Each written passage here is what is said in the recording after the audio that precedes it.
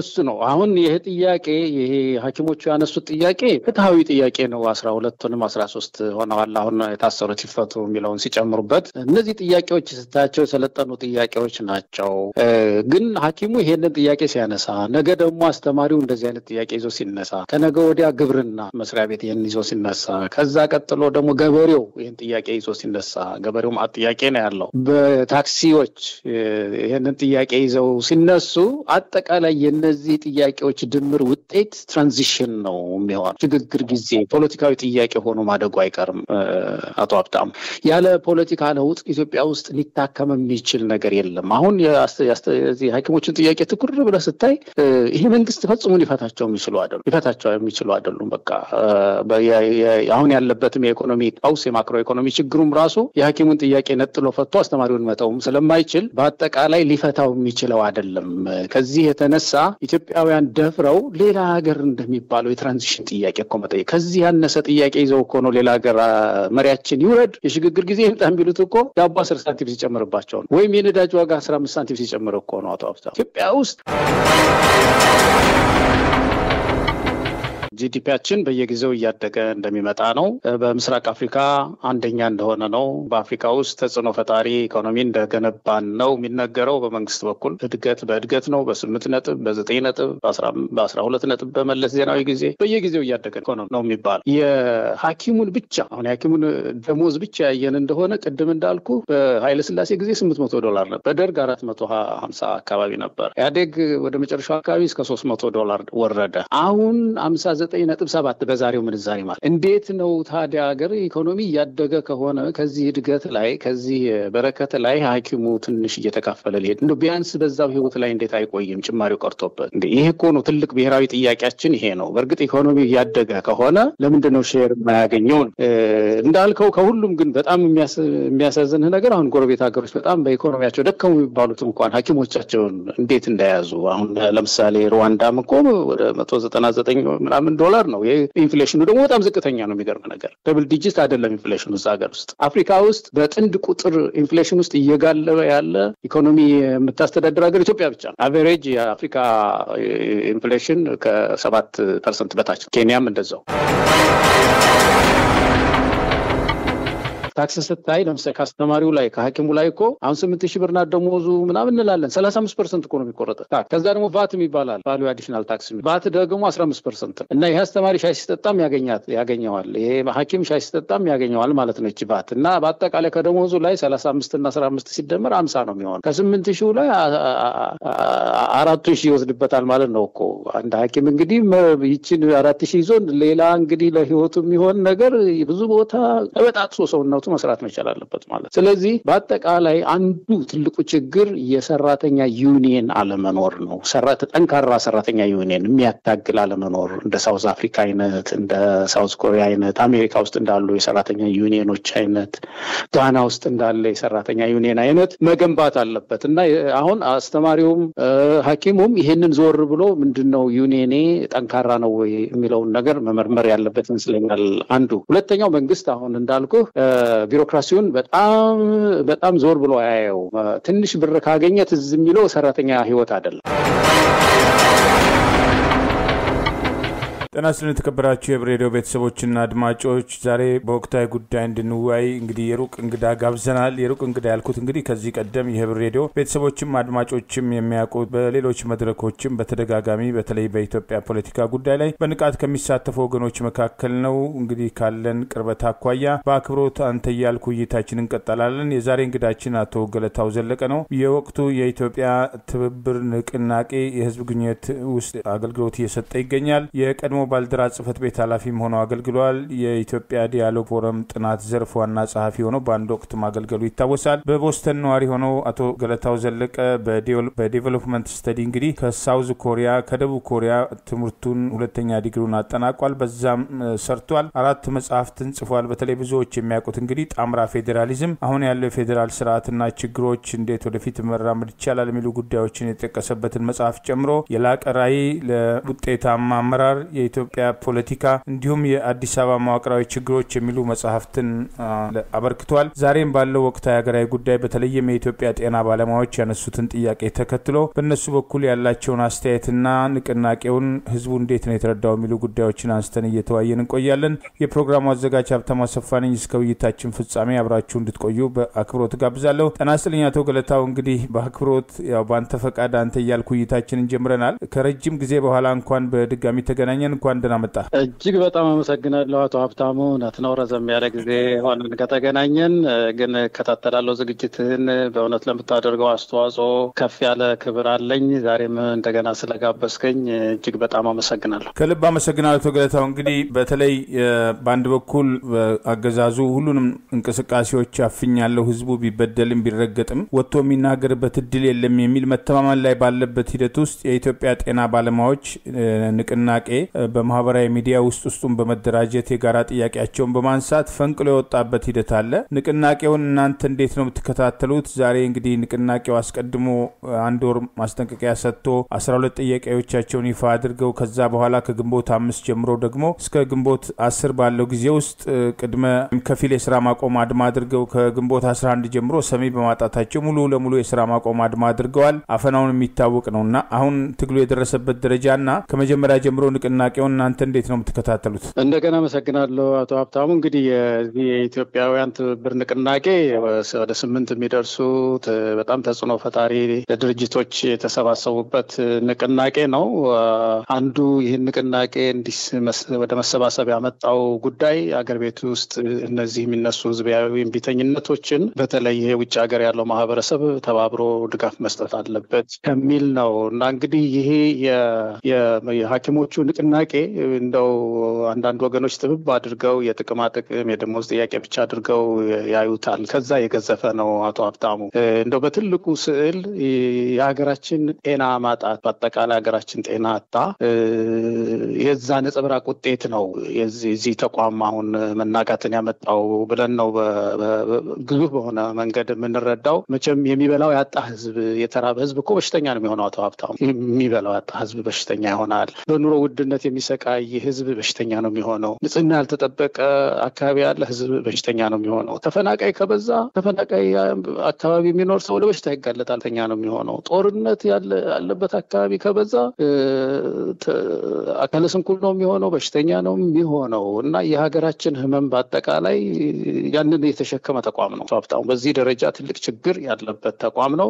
በሐኪሞቹ አካባቢ ደግሞ ያየን እንደሆነ በገበያቸው ያየን እንደሆነ እንግዲህ በዓለም ላይ በጣም ከባድ ስራዎች ዲፊከልት ከሚባሉ ስራዎች መካከል አንዱ እንደምታውቀው ሕክምና ነው። ይህን ኃላፊነት ይዘው ደሞዛቸውን ደግሞ ምንዳቸውን ያየን እንደሆነ ከጎረቤት ሀገር ብናነጻጽረው በጣም ያሳፍራል። እንደ ብሔራዊ ክብራችንን ሁሉ ይነካል። ብሔራዊ የዚህ የጎረቤት ሀገሮችን ብቻ ሳይሆን እንደው ከታሪካችንም ስንመጣ ከአፄ ኃይለ ሥላሴ ያየህ እንደሆነ ለምሳሌ ወደ 800 ብር ነበር የሚከፈላቸው አንድ ዶክተር የሚከፈለው። ያን ጊዜ $1 ነበር አንድ ብር፣ 800 ዶላር ያገኝ ነበር ማለት ነው በዶላር ስናየው። ወደ ደርግ ጊዜ 980 ብር ነበር የሚከፈለው። ወደ 2.07 ብታባዛው ወደ 470 ምናምን ይሆናል ማለት ነው። ኢህአዴግ ሲመጣ ደግሞ እንደዚሁ 300 ምናምን ነበር። አሁን እኮ ዛሬ ባለው ምንዛሬ ስታየው 8000 ብር ነው አንድ ዶክተር የሚቀጠረው ይላል ማስታወቂያቸው። ወደ ዶላር ስትዘረዝረው 59.7 እና ምንድነው በዚህ ደረጃ እንዴት ወደቀ? ከኋላ ታሪካችንን ማለት ነው። እና የሐኪሞቹ ጥያቄ በአጠቃላይ ከጥቅማ ጥቅም ጋር የተገናኘው በአጠቃላይ ተቋሙን የሚመለከተው ጥያቄ ፍትሃዊ ስለሆነ ይሄ የኛ ትብብር ንቅናቄ ደግሞ ኢትዮጵያንን የሚደግፍ ነውና ከጎናቸው እንቆማለን ነው። ከልብ አመሰግናለሁ። እንግዲህ ንቅናቄው በተለይ አንዳንድ ሰዎች ያው የደሞዝ ጥያቄ ብቻ ያደርጉታል። በአንድ በኩል የጤና ስርዓቱ ያለበት ችግር እንግዲህ ከሀገሪቱ በጀት ውስጥ 3% የሚመደበው ለጤና ነው። ለመከላከያና ለሌሎች ጉዳዮች ምን ያህል ይመደባል?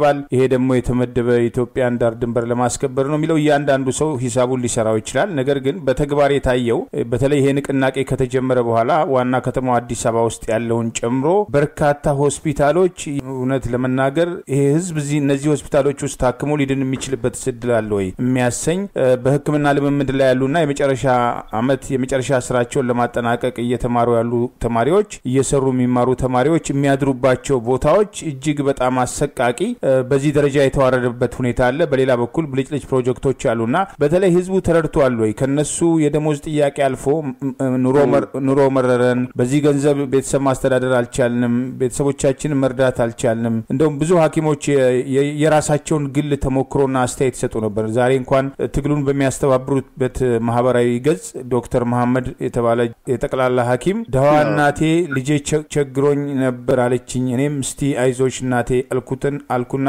ስልኳን ዘጋሁት። ምን እንደሚሰማ ተሳስበው እሷ ዶክተር ልጅ አለኝ ለዛውም ቀዶ ሐኪም በመሆኔ ስህተት ሰራሁ እንዴ ሲል ጠይቋልና ይሄ የብዙ የጤና ባለሙያዎች የብዙ ሐኪሞች ጥያቄ ሆኖ ጎልቶ ይወጣበት አለ። በሌላ በኩል የኑሮ ውድነቱን ደግሞ ሁሉንም ህዝብ ይመለከታል። የጤና ስርዓቱ ደግሞ ለህዝቡ ይሻሻል፣ እኛም የጤና ሽፋን ያስፈልገናል የሚል ጥያቄ ነውና ይሄን ጥያቄ እንዴት ሌሎች መቀበል አቃታቸው? እንዴት አብረዋቸው መቆም አልቻሉም? ህዝቡስ በአግባቡ ጥያቄውን ተረድቶታል ወይ? ይሄ ጥሩ በጣም መሰረታዊ ጥያቄ ነው። አሁን የዚህ የህክምና ቅድም ያነሳሳቸው አጠቃላይ ሀገሪቱ ባለባት ውስብስብ ችግሮች የዋር ኢኮኖሚ ውስጥም ከመግባቷም ጋር ተያይዞ ከፍተኛ ጫና አለበት ይሄ ተቋም የጤናው ተቋምና የሐኪሞቹን ጥያቄ ካነሷቸው ጥያቄዎች ወደ 12 ጥያቄዎች ናቸው። በደንብ አንተም ስታብራራቸው ነበር ከዚህ በፊት። ከዛ ውስጥ እኮ አንድ ሁለት ሶስቱ የጥቅማ ጥቅምና የደሞዝ ጥያቄ ናቸው። ሌሎቹ እኮ መዋቅራዊ ለውጦችን እኮ ነው ያነሱት። ለምሳሌ ህክምናው በቦርድ መተዳደር አለበት፣ በሚኒስቴር መስሪያ ቤት አይደለም፣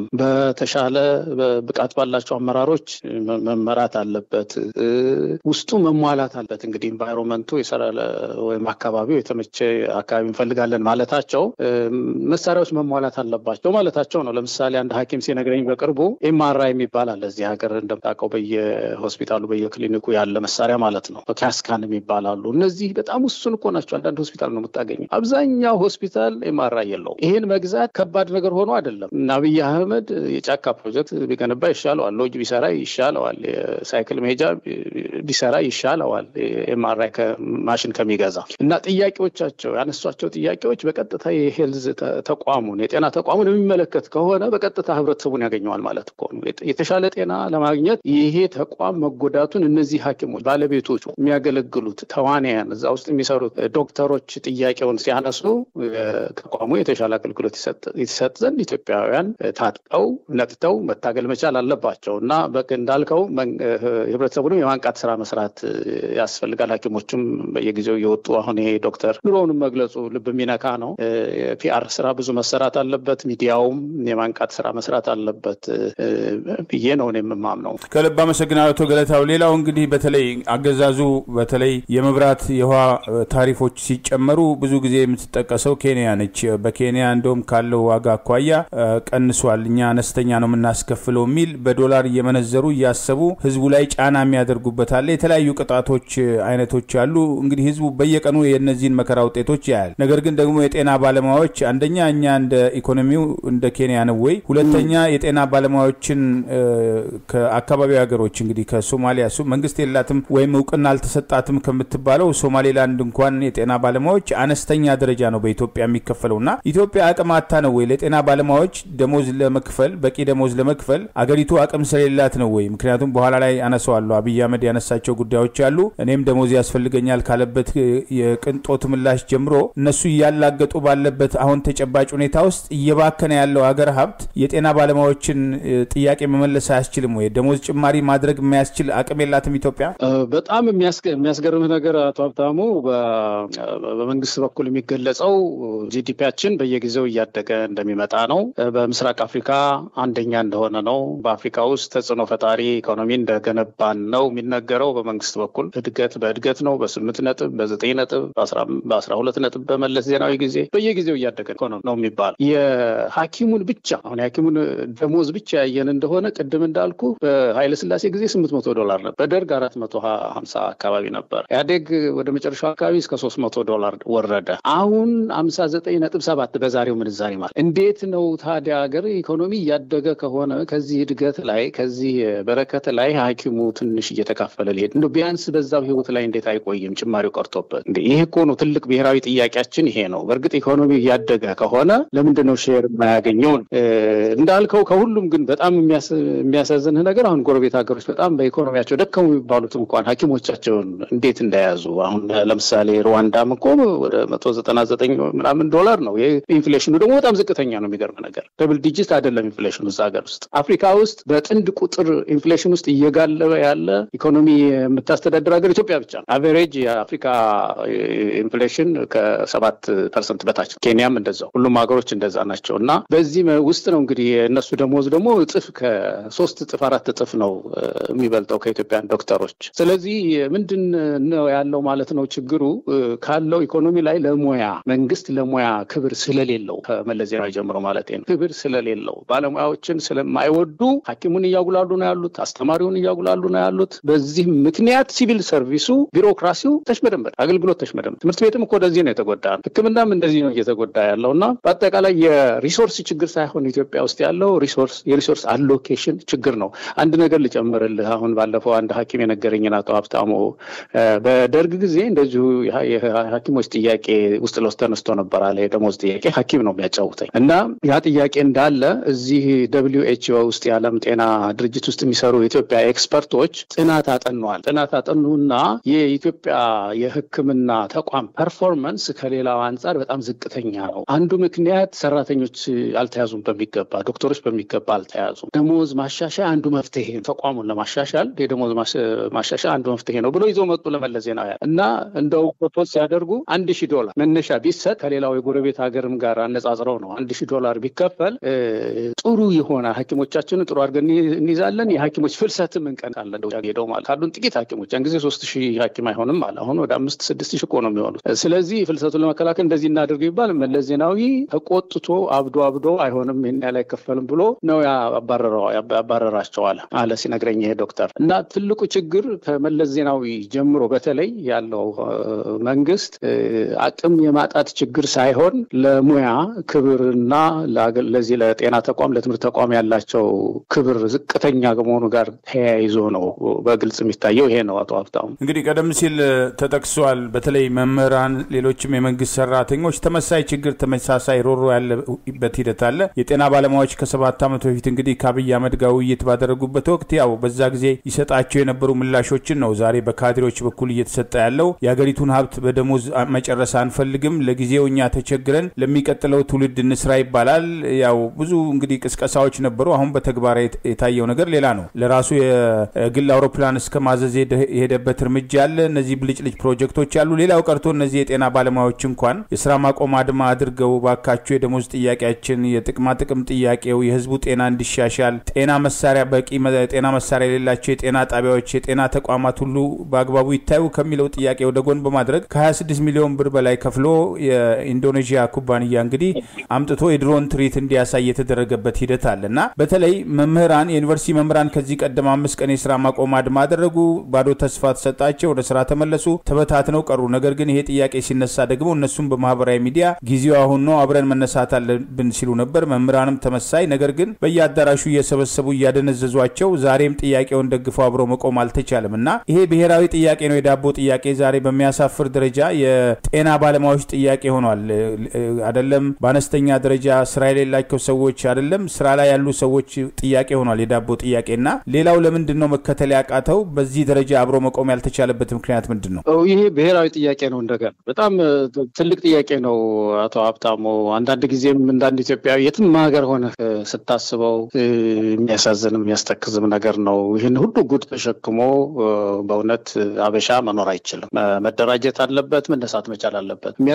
አሁን አንዱ ትልቁ ችግር የሚያታግሉ ኃይሎች መበጣጠስ ነው። በተለይ በዚህ በብሔር ስልቻ ውስጥ እየገቡ እየተበታተኑ በዛም በዚህም ገመድ ጉትቻ ውስጥ ስላሉ ትግሉ ወደፊት እንዳይራመድ አድርጓል። ህብረተሰብ ሁሉ ጊዜም ቢሆን መደራጀት ያስፈልገዋል። ለመታገል መደራጀት ያስፈልጋል። የሐኪሞቹ አሁን ትንሽ እኮ አሸንፎ የወጣው ይህንን የብሔር አስተሳሰብም ሰብሮ ስለተነሳ እኮ ነው አቶ ሀብታሙ። አሁን አማራ የለም፣ ትግሬ የለም፣ ኦሮሞ የለም። ሁሉም ሐኪም የእነዚህን 12 ጥያቄዎች ይዞ ተነሳ። የኢኮኖሚ ጥያቄ፣ የመዋቅር ለውጥ ጥያቄ፣ የሕክምና ተቋማችን ጥያቄ፣ ተቋማቸውን የሚመለከት የጋራ ጥያቄ ይዘው ሲነሱ ትንሽ ስርዓቱንም አነቅነቅ ጀምሯል። እንደዚህ ያልተበጣጠሰ በየብሔሩ ገመድ ጉትቻ ውስጥ ያልገባ ትግል ያስፈልጋልና አሁንም ቢሆን ከዚህ አስተሳሰብ ወጥተን እናታግላለን የሚሉ አክቲቪስት ነን የሚሉ ወንድም እህቶቻችን የህብረተሰቡን የኢኮኖሚ ጥያቄ በተለይ የድህነት ጥያቄ አሁን እኮ ያልከው ነገር ነው። የዳቦ ጥያቄ፣ የፉድ ሴኩሪቲ ጥያቄ ኢትዮጵያ ውስጥ ከዚህ በፊት የሚያስቸግረን የነበረው በተለይ አርብቶ አደሩ አካባቢ፣ አንዳንድ ጊዜ ደግሞ ያው ግብርናችን እንደምታውቀው እንትን ነው፣ ዝናብ ጠባቂ ነው፣ ኢሪጌሽን የለም ወይም ደግሞ ይሄ የከርሰ ምድር ውሃ እንጠቀምምና ዝናብ ቀጥ ሲል ለድርቅ እንጋለጣለን። በ1977 እንደሆነው አይነት ማለት ነው። አልፎ አልፎ ስንራብ ከካዝና የምናወጣው ተጠባባቂ ምግብ ስለሌለን የፉድ ሴኩሪቲ ጥያቄ አለን ኢትዮጵያውያን እንላለን። ይሄ አንድ ብሔራዊ ጥያቄያችን የመታከም አለበት፣ የመዋቅር ለውጥ መምጣት አለበት እንላለን። ይሄ አሁን እኮ ዛሬ እኮ የደረሰ ይሄ ጥያቄ እኮ የደረሰው ዶክተር ቤኮ ከዚህ በፊት ወዛደሩ አርብቶ አደሩ አካባቢ አልፎ አልፎ ብቅ የሚለው ኮንስታንት በሆነ መንገድ ያለማቋረጥ ተጉዞ መጥቶ ዶክተሩ ቤት ገባ። አሁን ያነሳሩ $800 አንድ የኢትዮጵያ ዶክተር በ40 ምናምን ዓመት ውስጥ $59 ነው የሚያገኘው። ይሄ ብሔራዊ ውርደታችን ነው። አቶ ሀብታሙ ብሔራዊ ውርደታ ያንዳንዳችን ኢትዮጵያውያን ተነስተን በጋራ ይህንን ጥያቄ የኢኮኖሚ ጥያቄ የድህነት ጥያቄ የለውጥ አንኳር ጥያቄ አድርገን የተነሳን እንደሆነ ለውጥ እናመጣለን፣ ለህዝባችን ደርሰላታለን። ከዛ ውጪ እነዚህ ይሄ መሰረታዊ የሆኑ የዳቦ የምግብ የኑሮ ጥያቄዎቻችንን የሚሸፍኑ የሚያነሆልሉ አንዳንድ ጥያቄዎች የብሔር ጥያቄ የምናምን ጥያቄ የምንላቸው የድህነትን ጥያቄ ሸፍነው ነው የቆዩትና እነሱን ገለጥ እያደረግን ይህንን የኢኮኖሚ ጥያቄ ሴኩሪቲ ጥያቄ ወደፊት ልናነሳ ይገባል ይመስለኛል። እና አንዱ የዚህ አታጋዩ ኃይል መበጣጠስ ነው። አሁን አንዱ የዚህ የኢትዮጵያውያን ትብብር ንቅናቄም ዓላማው ይህን የተበጣጠሰ ትግል ወደ አንድ ለማሰባሰብ ነው። አቶ ሀብታሙ አቶ ገለታው እንግዲህ በተለይ እንዲህ አይነት እንቅስቃሴዎች ብዙ ጊዜ ከአንድ ቦታ ይነሱ እንጂ የሰፉ መሄዳቸው አይቀርም። እንግዲህ ቅድመ 1966 ዓ.ም ቢነሳ የታክሲ በአነስተኛ ደረጃ ያሉ የታክሲ አሽከርካሪዎች 5 ሳንቲም የቤንዚን ዋጋ ጭማሪ ተደረገ በሚል ተቃውሞ አነሱ። በፍጥነት ጥያቄያቸውን ለመመለስ ቢቻልም ነገር ግን ህዝቡ ውስጥ ያለው ቅሬታ ደግሞ ሌላ ቅሬታ እያነሳ ከዛ በኋላ ተማሪው መምህሩም በኋላ ወታደሩ ስልጣኑን የተቆጣጠረበት ሁኔታ እንዲፈጠር መደላደል ፈጥሯልና በአሁኑ ወቅት በተለይ መምህራን ተመሳሳይ ጥያቄ ያላቸው ተመሳሳይ ሰቆቃ ውስጥ ነው ያሉት። ሌሎች መንግስት ሰራተኞችም እንደዚሁ ነው። በአንድ በኩል አገዛዙ ከፍተኛ ግብር ይሰበስባል ከደሞዝ ላይ። ያን ግብር ሰብስቦ ደግሞ ምን ያደርጋል የሚለው በግልጽ የሚታይ ነው። በአገሪቱ ስም የሚበደራቸውን ብድሮች ብልጭልጭ ፕሮጀክቶች ላይ ያባክናል፣ በጦርነት ያባክናል የአገሪቱን ሀብት። እንደገና ደግሞ ሰራተኛው ካገኛት አነስተኛ ደሞዝ ላይም ከፍተኛ ግብር እየተከፈለ እየተደበደበ እየተረገጠ የሚኖርበት እየተራበ የሚኖርበት ሁኔታ ነው ያለውና በተለይ ሌላው ሰራተኛውም መምህሩም ከኢትዮጵያ ጤና ባለሙያዎች ንቅናቄ ጋር ዛሬም ጥያቄው ስላልተመለሰ ዛሬም ስራ ማቆም አድማ ላይ ስላደረጉ መቆም ያልቻሉበት ምክንያት ምንድነው? እንደው አቶ ሀብታሙ ይሄ በጣም መሰረታዊ ጥያቄ ስለሆነ ሰራተኛው ራሱ እንደገና መልሶ እየጠየቀ በተለይም ደግሞ እንወክለዋለን የሚሉ ኃይሎች እየጠየቁ እየተዋዩ መልስ ማግኘት አለባቸው። እንደው እኔ እንዳንድ ዜጋ የምማረው ነገር በሄድኩባቸው ሀገራት በኖርኩባቸው አካባቢዎች እንግዲህ ምስራቅ ኖር ያለሁኝ ረዘም ያለ ወደ 11 ዓመት ነው ሳውዝ ኮሪያ የኖርኩት። በሌሎች ሀገራት ሰራተኛው የተሻለ ህይወት ያየው በመንግስት ፈቃድ አይደለም። አቶ ሀብታሙ መንግስት አስቦለት ሐሳቢ መንግስት ስለመጣ አይደለም፣ በሰራተኛ ዩኒየን ትግል ነው። የሰራተኛ ዩኒየን የሚባለው የሰራተኛ ማህበራት በብዙ ሀገራት ከመንግስት ጋር ተናንቀው ነው የሰራተኛውን ጥቅም ደሞዙን ቢሮክራሲውን የሚጠብቁት። እኛ ሀገር ይሄ ትልቅ ችግር ነው ያለው። አቶ እኔ ሰራተኛው ሁለት ችግር አለበት። አንደኛው መንግስት በጣም መከራውን ያሳየዋል። ለምሳሌ ታክስን አነሳ። ታክስ ስታይ ለምሳሌ ከአስተማሪው ላይ ከሐኪሙ ላይ እኮ አሁን 8000 ብር ናት ደሞዙ ምናምን እንላለን። 35% እኮ ነው የሚቆረጠው። ከዛ ደግሞ ቫት ይባላል፣ ቫልዩ አዲሽናል ታክስ። ቫት ደግሞ 15% እና ይሄ አስተማሪ ሻይ ሲጠጣም ያገኘዋል፣ ይሄ ሐኪም ሻይ ሲጠጣም ያገኘዋል ማለት ነው እቺ ቫት። እና በአጠቃላይ ከደሞዙ ላይ 35 እና 15 ሲደመር 50 ነው የሚሆነው። ከ8000 ላይ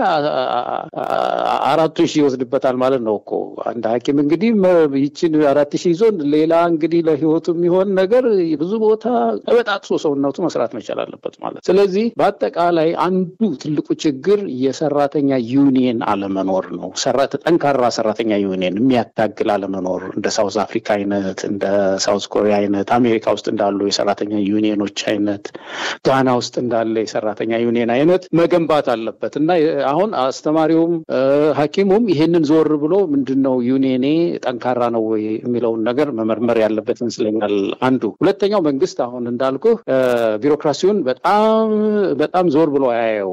ትንሽ ብር ካገኘ ትዝ የሚለው ሰራተኛ ህይወት አይደለም፣ ሰራተኛ ደሞዝ አይደለም። በጣም ይሄኛው ደግሞ አብይ አህመድ አባካኝ ነው ያለችንን ጥቂት ገንዘብ ጌጣጌጥ ነው የሚሰራበት። አሁን ይሄ ያነሳው የድሮን ሾው ወደ $400,000 ነው አሉ ስጠይቅ። $400,000 እኮ ስንት ኤምአርአይ ይገዛል ለሐኪሙ፣ ስንት ካስካን ይገዛ ነበር መመርመሪያ ማሽኖች። እና ያለንን ሀብት መጫወቻ ነው ያደረገውና በእነዚህ ምክንያቶች የሰራተኛው ህይወት የተጎዳ ይመስለኛል። እና ዋናው መፍትሄው የሰራተኛ አታጋይ ኃይል መፍጠር አለበት። አሁን ሐኪሞቹ እንደፈጠሩት አይነት ማለት ሐኪሞቹ አሁን አንድ ህቡ አደረጃጀትን ፈጥረዋል። የአደረጃጀት ተጠናክሮ የማይያዝ የማይጨበጥ ሆኖ መቀጠል አለበት። አስተማሪውም ይሄንን መፍጠር መቻል አለበት። ምክንያቱም ያታግለው ኃይል የለውም፣ ተበታትኖ ነው ያለው። ይሄ ተበጣጠሰ ኃይል ደግሞ ሲደቆስ ይኖራል እንጂ ለውጥ ማምጣት አይችልም። ስለዚህ አታጋይ ኃይል ዩኒየን መፍጠር ይኖርባቸዋል። እንግዲህ በተለይ ህዝቡ ደግሞ እንዲህ አይነት የተበላሸ የፖለቲካ ስርዓት እያለ በየጊዜው እንደዚህ እየወጡ በማልቀስ መፍትሄ ይመጣል ወይ? የተደራጀና የተጠናከረ ትግል ካልተደረገ በስተቀር በአንድ በኩል ህዝቡ ተረድቷል ወይ? አሁን ጦርነት አንድ ሀገር ላይ ያለ የጦርነት ኢኮኖሚ አገር እንደሚያደቅ ስልጣን ላይ ያሉት ሰዎች የነሱ ገበታ አይጎልም፣ የነሱ ፍላጎት አይቀነስም፣ ህዝቡ ግን መከራው እየጨመረ ይሄዳል። በተግባር እየታየ ያለው ይሄ ነው። የተሳሳተ ኢኮኖሚ ፖሊሲ ሲኖር የሚጎዳው ታች ያለው ህዝብ ነውና ይሄ ጉዳት እየደረሰበት ያለው ህዝብ ስርዓቱ ፖለቲካ ስርዓቱ ላይ ያለው ህመም መፍትሄ ካላገኘ በስተቀር እንዲህ አይነት የተበጣጠሱ እንቅስቃሴዎች ውጤት ያመጣሉ ወይ? አጠቃላይ ስርዓቱ መለወጥ የለበትም ወይ? እሱ ነው አሁን ይሄ ጥያቄ ይሄ ሐኪሞቹ ያነሱት ጥያቄ ፍትሃዊ ጥያቄ ነው። 12ቱንም 13 ሆነዋል አሁን የታሰሩት ይፈቱ የሚለውን ሲጨምሩበት እነዚህ ጥያቄዎች ስታቸው የሰለጠኑ ጥያቄዎች ናቸው። ግን ሐኪሙ ይሄንን ጥያቄ ሲያነሳ ነገ ደግሞ አስተማሪው እንደዚህ አይነት ጥያቄ ይዞ ሲነሳ ከነገ ወዲያ ግብርና መስሪያ ቤት ይሄን ይዞ ሲነሳ ከዛ ቀጥሎ ደግሞ ገበሬው ይሄን ጥያቄ ይዞ ሲነሳ ገበሬው ጥያቄ ነው ያለው። በታክሲዎች ይሄንን ጥያቄ ይዘው ሲነሱ አጠቃላይ የነዚህ ጥያቄዎች ድምር ውጤት ትራንዚሽን ነው የሚሆነው። ሽግግር ጊዜ ፖለቲካዊ ጥያቄ ሆኖ ማደጉ አይቀርም። አቶ ሀብታም ያለ ፖለቲካ ለውጥ ኢትዮጵያ ውስጥ ሊታከም የሚችል ነገር የለም። አሁን የዚህ ሐኪሞችን ጥያቄ ትኩር ብለህ ስታይ ይሄ መንግስት ፈጽሞ ሊፈታቸው የሚችሉ አይደሉም። በቃ አሁን ያለበትም የኢኮኖሚ ቀውስ የማክሮ ኢኮኖሚ ችግሩም ራሱ የሐኪሙን ጥያቄ ነጥሎ ፈቶ አስተማሪውን መተውም ስለማይችል በአጠቃላይ ሊፈታው የሚችለው አይደለም። ከዚህ የተነሳ ኢትዮጵያውያን ደፍረው ሌላ ሀገር እንደሚባለው የትራንዚሽን ጥያቄ እኮ መጠየቅ ከዚህ ያነሰ ጥያቄ ይዘው እኮ ነው ሌላ ሀገር መሪያችን ይውረድ የሽግግር ጊዜ ይምጣን ቢሉት እኮ ዳቦ 10 ሳንቲም ሲጨምርባቸው ነው፣ ወይም የነዳጅ ዋጋ 15 ሳንቲም ሲጨምር እኮ ነው። አቶ ሀብታም ኢትዮጵያ ውስጥ የሐኪሙን ጥያቄ አሁን የተነሳው 12 ጥያቄ ተሸክሞ ነው የሚኖረው። አሁን ያለን የሀገር ህመም በሙሉ እዛ ላይ ነው የወደቀበት። የተቋም ትምህርት ሚኒስቴር 9 ሚሊዮን ተማሪ ትምህርት ቤት የማይሄድባት ብዙ ትምህርት ቤቶች የተዘጉባት አድርጓል። ግብርና ሚኒስቴር ውስጥ የገባን እንደሆነ ያለ ጉድ ልነግርህ አልችልም። በየቦታው ከፍተኛ ችግር ነው ያለውና እነዚህ ችግሮች በአጠቃላይ አብይ አህመድ ከስልጣን ይውረድ፣ ኢትዮጵያ ውስጥ የሽግግር ጊዜ ይፈጠር። የሽግግር ጊዜ ተፈጥሮ ቁጭ ብለን ችግሮቻችንን አብጠርጥረን አይተን መዋቅራዊ ችግሮቻችንን ፈተን ወዲያው የሚፈቱ ችግሮች ወዲያው ተፈተው በሚያድግ ዲሞክራሲ የሚፈቱት በሚያድግ ዲሞክራሲ እንዲፈቱ እያደረግን በተለይ ደግሞ እነዚህ ኢመርጀንሲ የሆኑ ከምግብ ጋር የተያዙ ሰራተኛው በጣም አንጀቱ የተጎዳበትን ሁኔታ ደግሞ እንዴት መንግስት ሰብሲዳይዝ እያደረገ መፍታት እንደሚችል ተመካክረው መፈታት አለበት እና በአጠቃላይ የፖለቲካ ጥያቄ የሽግግር ጥያቄ ሆኖ አድጓል እና እኔ ሐኪሙም አስተማሪውም ይህን ጥያቄ ሳይፈራ መጠየቅ አለበት። እዛ ደረጃ ላይ ደርሷል ጥያቄው የሚል እምነት ነው ያለኝ። ከልብ አመሰግናለሁ። እንደ ውይይታችን ማጠቃለያ ምናልባት እንግዲህ አሁንም አንዱን ቆሞ እያየ ነው መከራው እዚህ ደረጃ የደረሰው። አሁን በተለይ ጤና ባለሙያዎች ንቅናቄ አስተባባሪዎች ውለው አድረው እየተገነዘቡ ይመስለኛል። በአንድ በኩል ንቅናቄውን ከመጀመራቸው በፊት ሌሎችም ንቅናቄውን እንዲቀላቀሉ በይፋ ጥሪ ያለመቅረቡ በስራ ማቆም አድማውን ከጀመሩ በኋላ በርግጥ ለህዝቡም ለመለዮ ለባሹም ለመምህሩም ለሰራ በየደረጃው ላለ ለሁሉም ኃይል ለመገናኛ ብዙሃንም ለትግሉ ደጋፊዎችም በአጠቃላይ ጥሪ አቅርበዋልና እንዲህ አይነቱ ጥሪ እንዴት ፍሬ ማፍራት ይችላል? በሌላ በኩል ደግሞ ይሄን ንቅናቄ አሁን በጀመርኩት በጉልበት አፍናለሁ የሚለው አገዛዝ የሚፈልገውን ውጤት የሚያገኝበት ነው ወይ? አሁን የጀመረው አፈና ታስታውስ እንደሆነ ከዚህ በፊት አብይ አህመድ ወታደሮች ደሞዝ ጨምርልን ብለው ቤተ መንግስት ድረስ ገብተው ሲያስደነግጡት እንደዛን ወታደሮች ሰብስቦ ደሞዛቸው ጉዳይ አይደለም ሲያወራ የነበረው ፑሻፕ ነበር ሲያሰራ የነበረው። አሁንም ደግሞ የሆነ አንድ ተራራ ላይ ወጥቶ ፑሻፕ እየሰራ ሐኪሙ የደሞዝ ጥያቄ ሲጠይቅ ጡንቻውን ሲያሳይ ነበረ። ይሄ በተባበረ በኢትዮጵያን ክንድ መሰበር አለበት። በእውነት በጣም በኢትዮጵያን ጥያቄ ላይ የሚያላግጥ የሚሳደብ መሪ በታሪካችን እንደዚህ እኔ ታይቶ የሚታወቅ አይመስለኝም። ሐኪሙም ጠይቆ ነበር ከዚህ በፊት ሲጠይቅ ደሞዝ ጥያቄ ሲጠይቅ እኔም ጥያቄ ያለኝ ነው ቀደም ሲል እንዳልከው አቶ ሀብታሙ የጥቅማ ጥቅም ጥያቄ ያለኝ ሲባል እኔም የጥቅማ ጥቅም ጥያቄ ያለኝ የሚል በሐኪሙ ላይ የሚያላግጥ ነው። በስንት ሊሞዚን በምን መኪና የሚሄድ ሰውዬ። ስለዚህ ይሄ ሰው የዛን ሀገር ጥያቄ ይፈታል ብሎ ማሰብ በጣም ተላላነት። ስለዚህ ኢትዮጵያውያን መተባበር ያስፈልጋል። ይሄ ትብብር ንቅናቄ አሁን ያልነው አሁን ያነሳው ይሄ ተቋምም ዓላማው ብዙ ትብብሮች አሉ። በተለያየ መንገድ ተበጣጥሰው የተደራጁ ሁላችንም ተሰባስበን ኢትዮጵያውያን የሐኪሙን ጥያቄ መደገፍ፣ የአስተማሪውን ጥያቄ መደገፍና ወደ አዲስ ሽግግር መምጣት ነው። ሽግግራችን ተበላሽቷል። አብይ አህመድ መጥቶ ብዙ ዋጋ ከፍለን ያው እናንተም ስትጮሁለት የነበረ ጊዜ ያ ሽግግር ከኛም ጥፋት ከኢትዮጵያንም ጥፋት የሽግግር ሞዴሉን ካለመመርመር ዝም ብሎ እያለቀሱ እንደሞኝ አንድ ኢህአዴግ ውስጥ ተከፍዬ መጣሁ ያለን ኃይል ያው ፈረሱም ያው ሜዳውም ያው ብለን ያልንበት ሁኔታ ነው ያለው። ከዛ ተምረን ጠንከር ያለ የሽግግር ምክር ቤት እንድናቋቁም ኢትዮጵያውያን ሁሉ መተባበር ይኖርብናል የሚል እምነት ነው ያለኝ። ከልብ አመሰግናለሁ አቶ ገለታው ዘለቀ። ወደፊትም በሌሎች ወቅታዊ ጉዳዮች እንወያያለን። ምናልባት አንተ ይሄ ቀረ ማስተላለፍ ያለብኝ የምትለው መልእክት ከሌለ በስተቀር በእኔ በኩል ጨርሻለሁ። እኔም አመሰግናለሁ አቶ ሀብታሙ። በሌላ ጊዜ እንግዲህ እንገናኛለን። እግዚአብሔር ይስጥልኝ። መልካም ጊዜ። ታንኪዩ። መልካም ጊዜ ላንተ። አሜን። ክቡራን የህብር ሬዲዮ ቤተሰቦችና አድማጮች ስታደምጡ ለቆያችሁ ምስጋናችን ድረሳችሁ። የህብር ሬዲዮ ኦፊሻል ቻናላችንን ሰብስክራይብ ያላደረጋችሁ ሰብስክራይብ በማድረግ በተጨማሪም የደውል ምልክቱን በመጫን የህብር ሬዲዮ ቤተሰብ እንድትቀላቀሉ በአክብሮት እንጋብዛለን። እንደ ወትሮ ሁሉ የህብር ሬዲዮ ቤተሰቦች ፕሮግራሞቻችንን ላይክ በማድረግ ሼር በማድረግ አስተያየቶቻችሁን በመስጠት አብሮነታችሁን እንድትገልጹ በአክብሮት እንጠይቃለን። በድጋሚ እናመሰግናለን። ጤና ይስጥልን። ቸር እንቆይ።